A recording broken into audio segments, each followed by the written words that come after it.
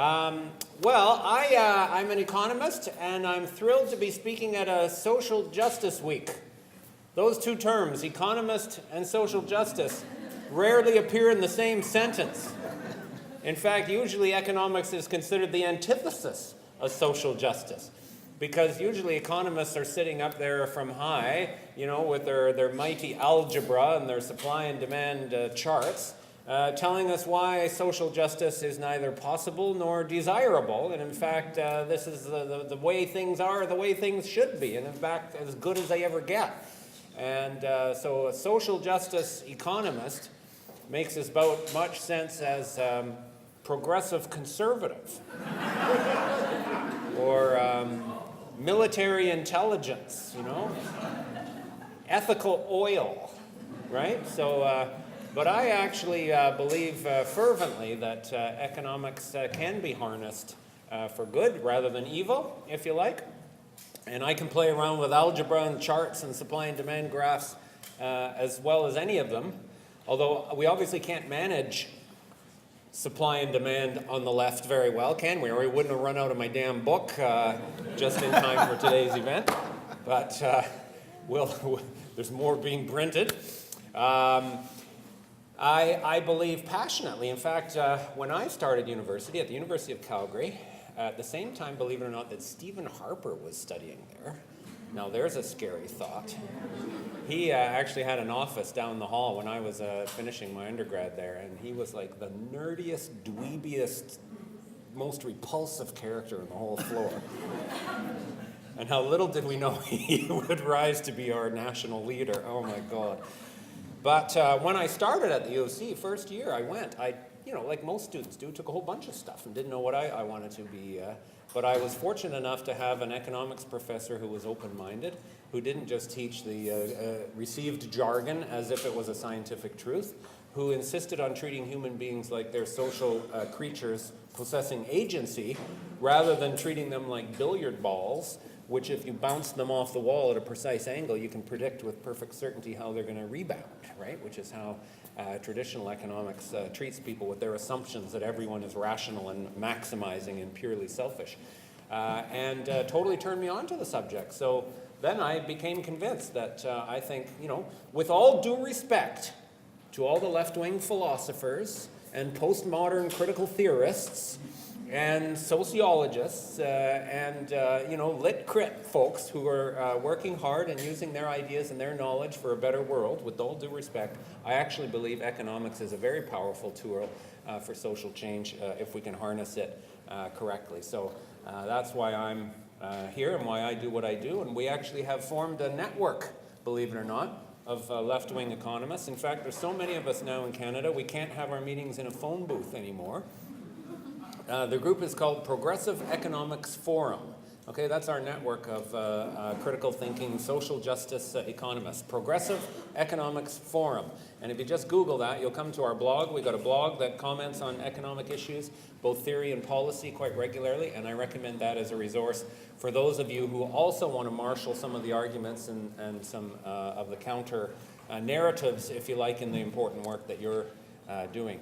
This is my book, my latest book that Winnie was talking about, Economics for Everyone, which aims to be an economics textbook for the critical, engaged, non-specialist reader. You don't have to be good at math to go through it. It has cartoons in it by my friend Tony Biddle, a wonderful political cartoonist in Toronto, instead of supply and demand graphs.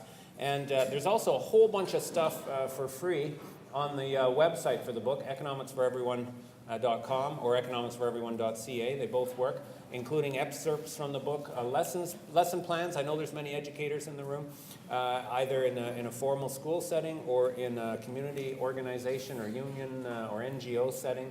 Resources, all kinds of materials there that I recommend for free. And a lot of the material that I'll be speaking of today about the myth of the labor shortage and how the people who run this system keep trying to blame the victims of unemployment for their own unemployment by creating this enormous myth that there just aren't enough workers, or there aren't enough workers with the right skills. A lot of that material is taken from this book. We really do live in an upside-down world these days, And no more clearer example of how everything's been turned topsy-turvy than by looking out at Canada, where you see mass unemployment and idleness, yet here are these constant complaints from business and policymakers about a lack of willing and able workers. How bizarre can that be, that those two things exist? But it's part of the whole package. Here we are in the world, in Canada and in the world, still trying to grapple with the effects, after effects of a historic economic and financial crisis, the worst one that we've seen since the 1930s. There is no doubt whatsoever, it's a matter of historical record, obvious historical record, that business caused this crisis. It was the actions of business in particular. I'm getting louder, I haven't even got going yet. I haven't even taken off my jacket yet! All right, sorry. Give a little danger pay to the sign language person here. I'm going to see Dwight Duncan after this meeting. Actually, I better pick up that suit jacket. Okay. Yes, very good. All right. I'm going to give him shit for all that mindless austerity he's led us into, but I do want to look neat while I'm giving him shit for it. So. At any rate, as business caused this crisis, in particular the financial sector caused this crisis, there's no doubt about that. Yet business, in the wake of the crisis, is taking advantage of that moment to capitalize on it and the confusion and the fear and the uncertainty that people have to actually reinforce their own power to make these same mistakes in the future, which is absolutely bass-ackwards, to use a technical term in economics. And business is making more profit today, yet they're reinvesting less of it. And then we have all kinds of things that we need to do in the world. If you look out at the world, there's no shortage of work that needs to be done. People that need to be cared for, damage that needs to be repaired, an environment that needs to be nurtured, a society that needs to be calibrated and supported. All kinds of work to do. Yet we are told, with the whole doctrine of austerity that we're hearing these days, including from Mr. Duncan, that we have to make do with less, not more. There's more work to be done, there's people to do the work, yet we're told to make do with less. It's absolutely perverse. It's absolutely irrational. If you were a space visitor who came to planet Earth from Mars, and you sat down, okay, and landed in Canada, and you saw all the stuff that needed to be done, and then you saw all these people sitting around doing nothing, you would say this race is insane. This race is absolutely irrational. And on one level, you'd absolutely be correct. It's not that as a society we are insane, but we have accepted a way of organizing ourselves and organizing our participation in the economic sphere that makes us look like we're insane. This is where it's very important to start out with a storyline about what caused this crisis in the first place. Because there's this mentality out there that it was just this random, terrible, negative, unpredictable, unpreventable event. Something like a comet hurtling towards Earth that the scientists of the world are powerless to prevent. Or some big black cloud that just appeared over our heads one day. You know, it's a crisis out there. And they want us to think of the crisis this way without having a storyline about what caused the crisis, because that promotes the idea that, wow, big black cloud over our heads, or wow, comet hurtling towards Earth. We'd better pull together. We'd all better tighten our belts. We'd all better sacrifice in order to face this crisis. In fact, the crisis was not unpredictable. It wasn't unpreventable. It was predictable and preventable. And it started with these guys. Okay, the guys in red trading jackets populating the trading floors of the stock markets and foreign exchange markets and commodities futures markets and other legalized, tax-subsidized gambling casinos of the world's financial economy.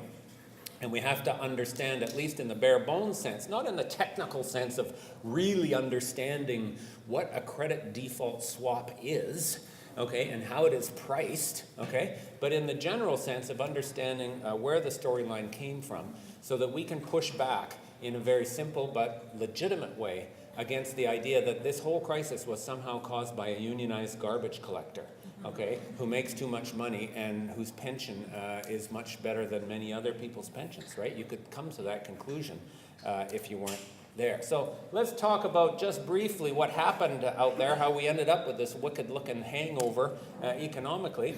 It represents the rise and then collapse of another speculative bubble. It's happened every few years since the dawn of capitalism. But these bubbles have been getting more dramatic, more unstable, and more destructive when they collapse over time, thanks to technology, thanks to globalization, and thanks to human ingenuity. Human ingenuity in the heads of those red suspended traders and others who try to make money out of buy low, sell high, unless they're short sellers, in which case they try to buy high and sell low. As long as something's happening, they can find a way to make money out of it. This speculative bubble was centered in the U.S. housing market. U.S. housing prices tripled between 1999 and 2006.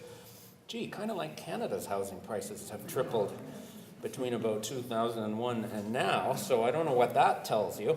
And it wasn't just houses, of course, that people were speculating on. It was all of the financial products related to real estate, things like credit default swaps or collateralized debt obligations, the value of which was much greater than the value of the actual homes, but which were more convenient for buying low and selling high.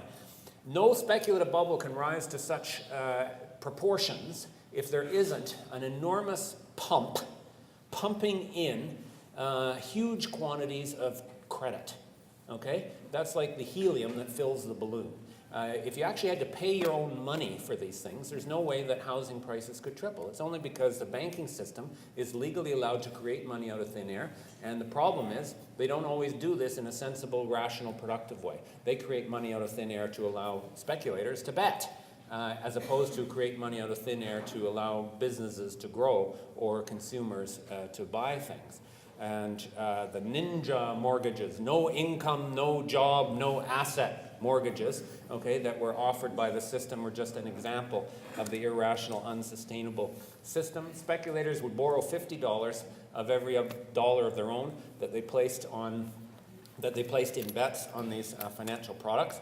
And then eventually, the thing you know about every speculative bubble, you don't know exactly when and you don't know exactly why, but it's going to collapse. And once it starts to collapse, it collapses quickly and destructively. One of my favorite quotes is John Kenneth Galbraith, who said, "A balloon never punctures in an orderly manner." Okay? And the same goes for speculative bubbles when they collapse. Housing prices start falling. The financial products related to housing prices start falling. As they start falling, the motive of the speculators shifts into reverse. Now the goal is to sell quick as you can in order to get out before the whole thing collapses. But that becomes a self-fulfilling prophecy because everybody's trying to sell at once. And it did collapse. The speculators collapsed. The banks that lent to the speculators collapsed. The banks that lent to the banks that lent to the speculators collapsed. We ended up in a worldwide recession. Far worse than any other in recent history, precisely because of globalization. And this is really interesting. We are often lectured at by the priests of economics that globalization is all about allowing the British to produce textiles and the Portuguese to produce port. And then they all do what they do best, and they trade, and everyone's better off. And we've seen a whole flood of this kind of nonsense in the paper this week around the 25th anniversary of the free trade agreement with the United States, right? And all this pompous, Canada came of age, we learned to compete in the world economy, and wasn't this wonderful? And globalization has nothing to do with the British selling textiles and the Portuguese producing port. It has everything to do with allowing financial investors who've got money in one place to be able to speculate and gamble on products, financial products, bought and sold anywhere in the world. That is actually what globalization is. And the fact that our whole system has been globalized explains why, when the real estate market in Florida collapsed, the banking system in Iceland collapsed, right? Like, what was that about? There's no rational reason for that to occur. And we ended up with the first worldwide recession, where worldwide GDP as a whole declined since the end of World War II. Now we're still in this crisis. That's the thing. We're now in this stage called austerity, where governments are trying to grapple with the fiscal after effects of the crisis by slashing their own programs. And that, of course, is making things worse. In fact, in Europe, it has pushed the whole economy back into a recession because the problem is if you try to solve a deficit that was caused by a recession by slashing spending and laying off hundreds of thousands of public sector workers, you've just recreated the recession that created the deficit in the first place.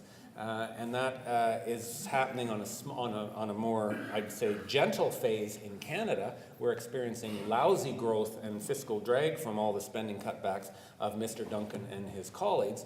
But in Europe, it's actually pushed the whole system back into a recession. Now, in theory, we have been in economic recovery since July of 2009. That is the point at which the economists, Mark Carney, Governor of the Bank of Canada, was the first one, officially declared the recession is over, the recovery is on. And the reason that they declared that is because our GDP in Canada stopped falling and started growing. Not growing very well, but stopped falling. And this, for the economists, is enough, by their technical terms, to declare that the recovery had begun. The problem is it's still awfully hard out there to see the recovery, as illustrated by this highly sophisticated technical graph.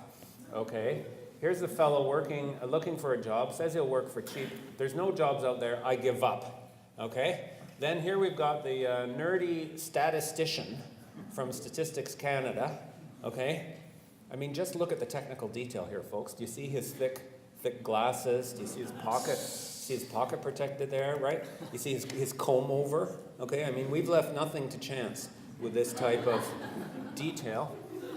He says, congratulations, you're no longer unemployed, because he gave up looking for work, right? And again, how perverted is that? How upside down is that? In Statistics Canada's world, if you're not actively seeking work according to a sufficient threshold, which means putting in a certain number of resumes a week, etc., you're not considered in the labor force, therefore you're not considered unemployed.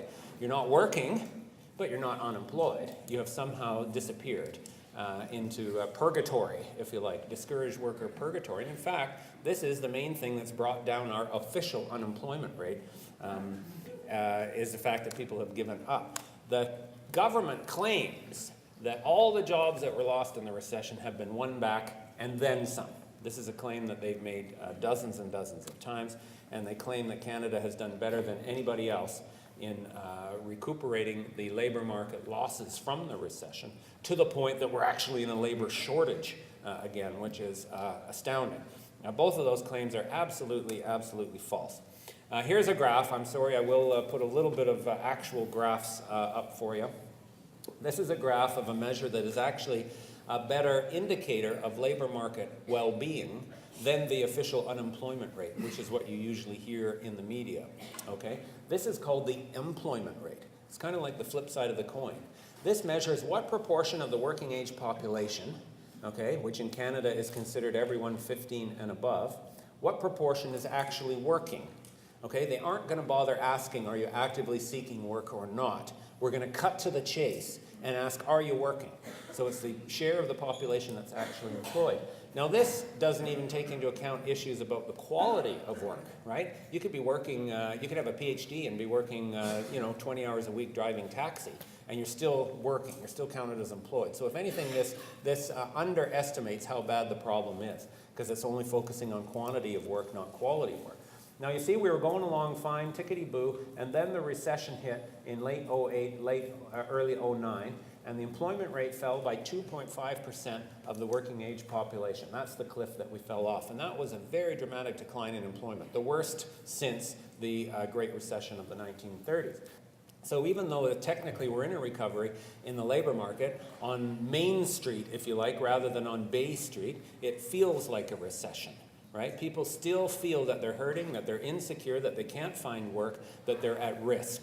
And the reality is that feeling is justified.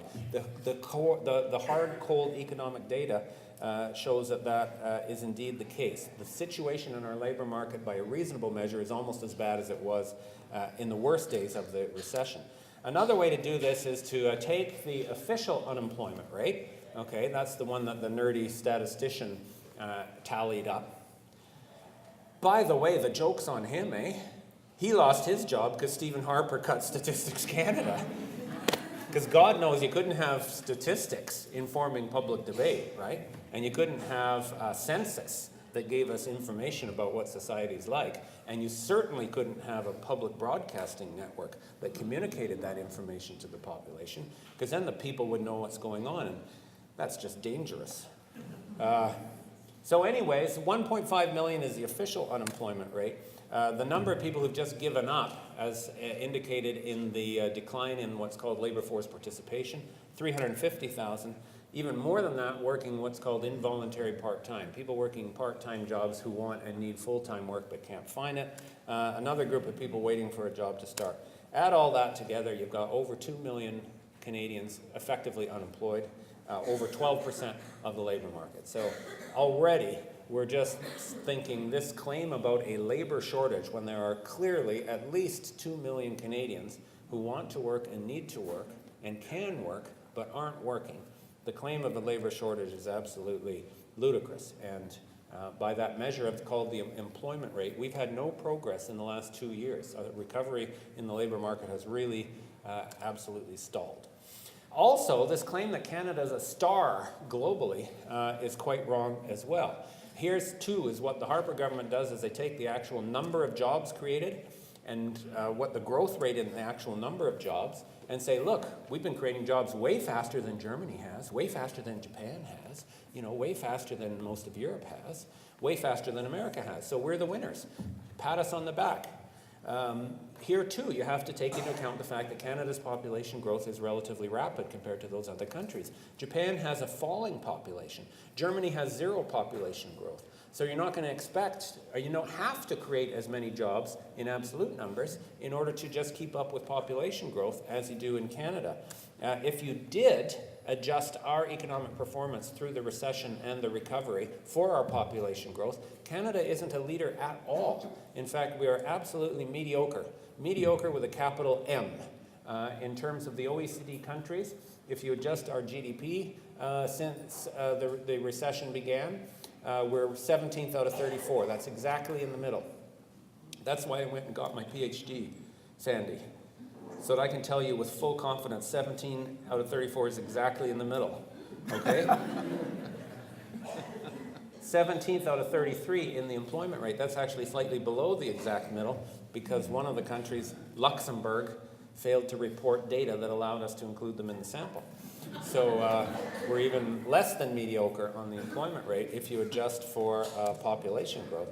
We have done better than some countries, there's no doubt about it. We've done better than our neighbors to the south. We've done better than Greece. Okay, we've done better than Ireland. We've done better than Iceland, whose newly privatized banking system collapsed because of a downturn in Florida real estate.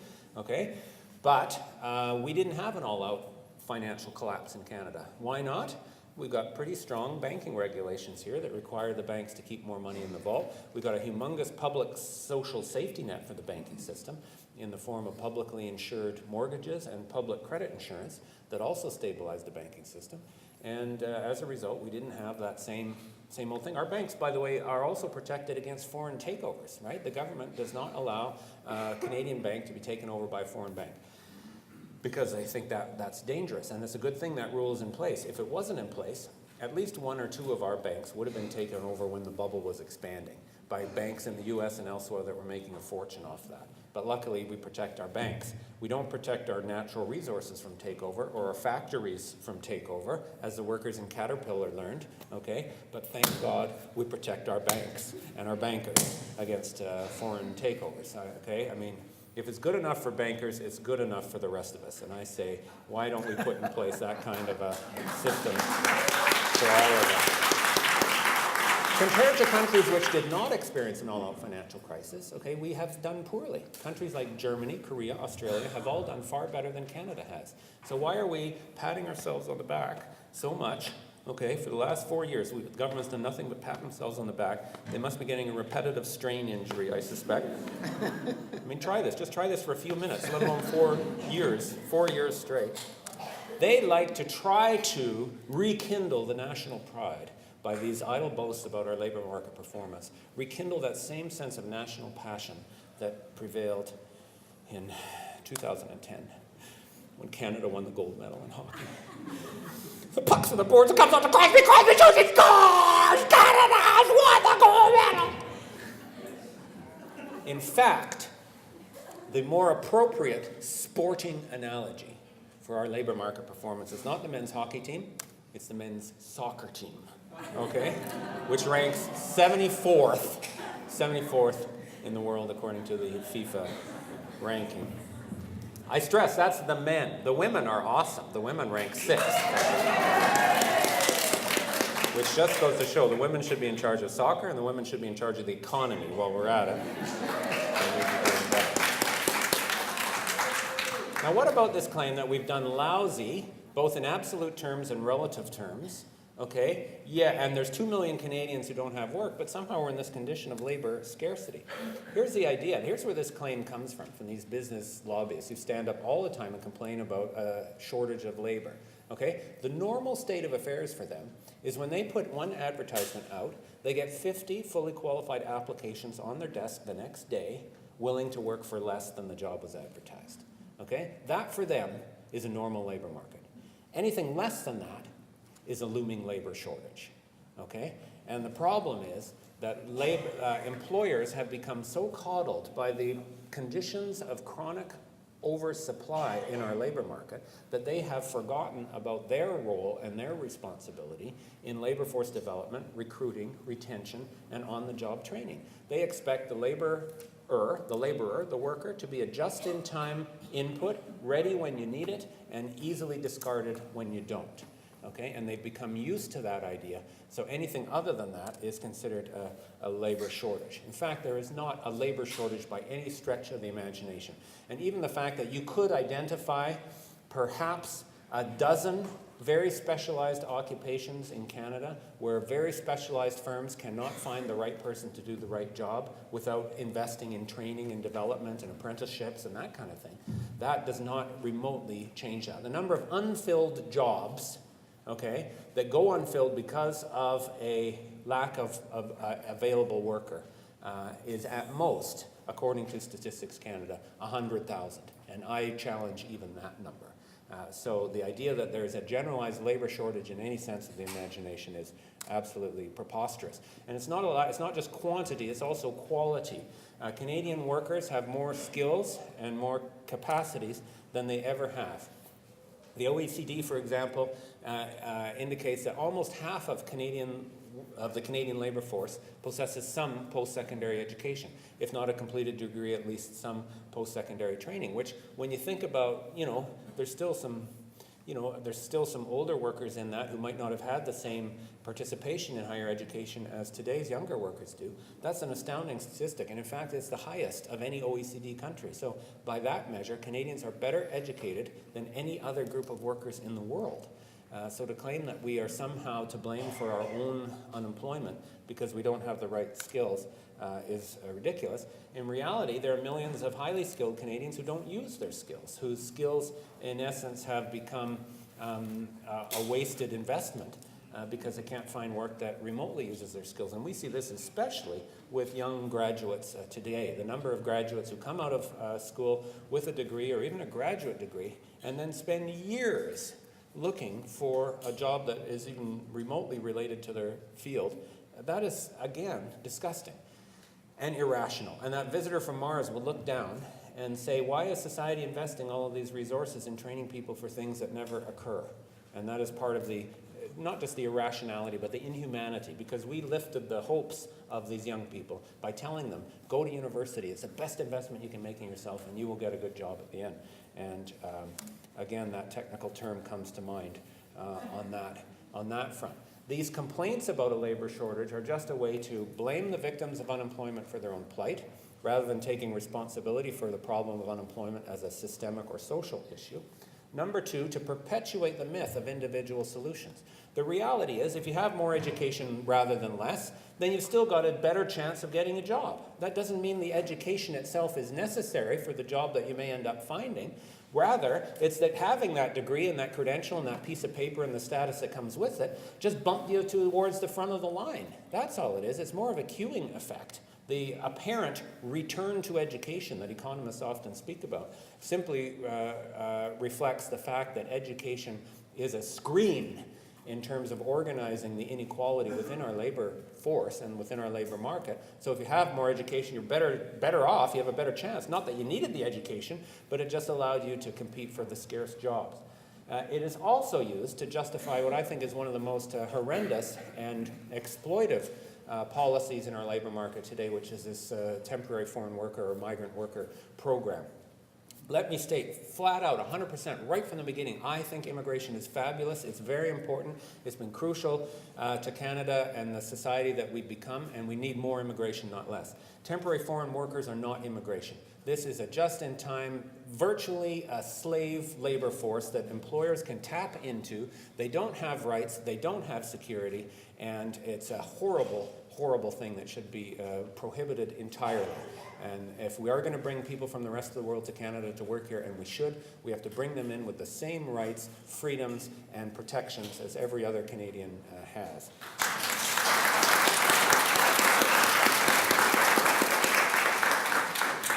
God, I really got myself going there, didn't I? Just like Justin Trudeau, but not quite as much hair. He's my straight man. Sandy's my straight man today. He looks so endearingly and charitably at me while I tell these sick things and chuckles. He's like that guy who used to be on Johnny Carson. What was his name? Ed McMahon. Thank you. So Harper's strategy, while they're talking about labor shortages and talking about how well they've managed the labor market and how we should all be thankful to them, his goal is actually to help employers strengthen their structural position in the labor market. And this is a normal feature of the employment relationship, which is how most work occurs in a capitalist economy. An employer hires somebody else to do work and then has to bargain, whether they're in a union or whether they're individuals, has to negotiate with those people over the terms of the work. Not just how much they get paid, but the working conditions, how much they're expected to produce, and how they're held to account. And anything that structurally enhances the security and independence of working people is going to undermine the bargaining power of employers in that constant, fundamental relationship that is a defining feature of capitalism. So some of the ways that Harper's trying to do this is using the temporary foreign workers as a way of providing a supply of compliant, fearful, underpriced workers. The EI cuts is another example of this. If you saw what they did with these so-called reforms to employment insurance, it was really about compulsion to join the labor force and look for work, even if it means moving to a different part of Canada or traveling many, many miles from home, or taking a lower wage than you were making before you got laid off. That's all about compelling a supply of desperate work into the labor market. And of course, the unprecedented union busting strategies that we've seen federally and we're going to see more and more of provincially as well, which is about disempowering any kind of organized bargaining power for workers. So all of this, again, is still justified by the myth, absolute myth of the labor shortage, which is why we have to confront that argument head on. So I think I'm just about out of time as my guess. Hey, maybe a couple more minutes. I'm not going to make it through my entire slideshow here, so I'm just going to zoom through a bit. There's Teddy Roosevelt. I'll just go back to Teddy Roosevelt. You quoted him, Sandy. That's amazing. Far and away, the best prize that life offers is a chance to work hard at worth doing. You read that. Oh, you got it from my book. Oh, wow. I thought it was just a simultaneous genius. No. I do want to take maybe just a moment to talk about how work happens under capitalism. And this is where I'm going to be drawing from the book a little bit. And where I, again, recommend you to read some of the online materials for more detail. Another of the myths of conventional economics, where they think everything is determined by supply and demand, right? And there's a supply curve and a demand curve, and the two lines cross, and that middle point is the nirvana, the economic G-spot, if you like, okay? The spot where everything is as it should be, okay? And the reality is that isn't how the labor market actually works. It isn't that there's a supply of labor and a demand for labor, and then through natural market forces, the two lines will cross, okay? What actually happens is employment doesn't happen at all until production occurs in a workplace. you actually, in this type of economy, it's not like we're all out there as autonomous producers and we can just go out and start working, depending on our wish to do so, right, and our willingness to do so. We need somebody who runs a company to decide to produce something and then to hire us to make that production. So it isn't an equal exchange, if you like. It's a very unequal exchange, a very asymmetric relationship, where the leading decisions in the whole economy are made by these private individual companies. Okay, they might be big, they might be small, but in the interests of maximizing their profit, they decide to undertake some production, and then employment falls out of that decision. In economic terms, employment is a derived demand. And if there is, in fact, a shortage of jobs, it can't be blamed on the characteristics of the workers. It should be blamed correctly on a failure of that initial motivating engine within capitalism, which is what creates a job in the first place. What we have to do if the system is failing to employ people the way that it is supposed to, and I would argue that that is indeed the case, that's why we have 2 million people unemployed. To escape from this, we either have to find ways to get capitalists, employers, private companies, to do what they're supposed to do, okay, which is put economic resources into motion in the interests of generating a profit for themselves, or else, or perhaps it's an and/or question, and/or find another complete way of motivating and organizing the production in the first place by sidestepping the profit decision-making process of private firms. And those alternatives could involve public provision, as we do with our hospitals and our schools. They could involve nonprofits or community economic development, or other ways of taking the capacities of people and putting them to work doing the things that we need to do. And I think that the failure of our labor market should properly be blamed on business, not on the workers who are unemployed as a result of the failure.